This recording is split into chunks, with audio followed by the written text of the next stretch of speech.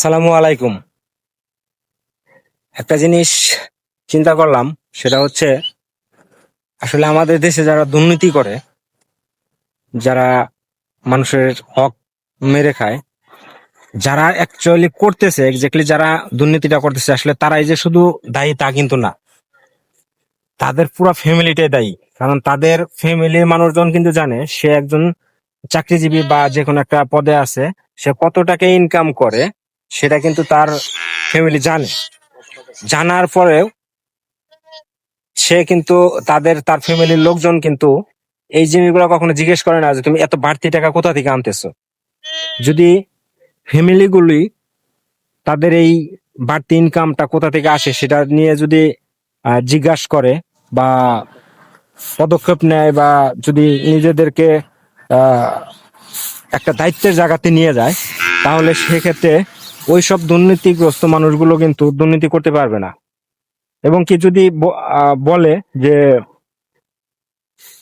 এই টাকাগুলা যে তুমি ইনকাম করছো, তার ফ্যামিলি, তার স্ত্রী সন্তান যারা আছে, তারা যদি বলে যে তুমি এই টাকাগুলা যে ইনকাম করলা, তোমার এই পাপের ইনকামের টাকা আমরা খাবো না বা গ্রহণ করব না, তাহলে কিন্তু সেই লোকটা কখনো আর দুর্নীতি করবে না। কারণ সে জানে দুর্নীতি করার পরে তার সেই দুর্নীতি করা টাকাগুলি তার ফ্যামিলি খাচ্ছে না,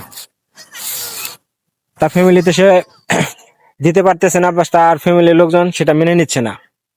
তো এখন ফ্যামিলিরও কিন্তু দায়িত্ব থাকে এখানে, যে আহ, আমাদের আহ, যে টাকাগুলো আমাদের ফ্যামিলিতে আসে সেই টাকাগুলো আসলে কোথা থেকে আসে।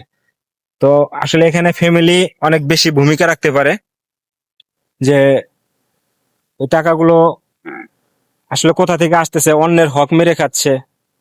হ্যাঁ, তার বাবা মা আছে, তার বাবা মা যদি জিজ্ঞাসাবাদ করে সেই ব্যক্তিকে, তাহলে কিন্তু সেই লোকটা কখনোই দুর্নীতি করতে পারবে না বা করবেও না কখনো। কারণ আপনি একটা দুর্নীতি করে যে টাকা আনতেছেন, সেই টাকা যদি আপনার ফ্যামিলি না খায়, তাহলে সেই টাকার কিন্তু কোনো মূল্য থাকবে না আপনার কাছে। তো সেই জন্য ফ্যামিলিতে যারা আছেন তাদের অনেক বড় একটা দায়িত্ব আছে, যে দায়িত্ব জায়গা থেকে আপনারা সবাই এই দুর্নীতিগ্রস্ত যারা আছে, আপনারা ভাবতেছেন যে হ্যাঁ, আমার বাবা বা আমার সন্তান বা আমার স্বামী টাকা আনতেছে, আমরা খাচ্ছি, খুব ভালো আছি। দেখেন, এটা কিন্তু অন্যের হক মেরে এনে খাচ্ছে।